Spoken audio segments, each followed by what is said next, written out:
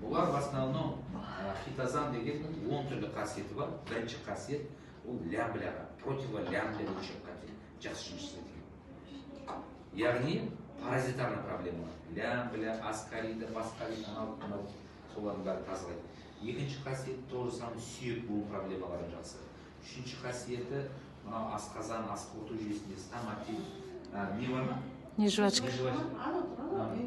Мысалы, нежвачка деген осы ауыз қуысындағы бүкіл стоматит, ларингит, трахеит, неше түрлі вирустар, бактериялардың бәрін залалсыздандырады. Екінші асқазанға түсіп, асқазандағы хеликобактер деген бактерияны залалсыздандырады. Үшінші ол уже асқазан ішек жолдарына түсіп, олар как манағы патоген шешіп олар тамақ ретінде келеді. Универсальный сондай 4-5 продукция бар. Хитозан деген.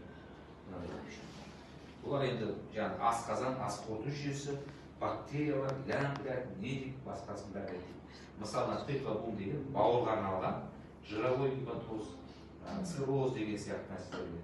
Мынау лимон бұл асқазан асты безіне, сахарный диабетке, и черника бұл деген в основном көзге, глаукома, катаракта деген сияқты нәрселерге келіп жатамыз. Болды ме? Портативті фильтрді айтты.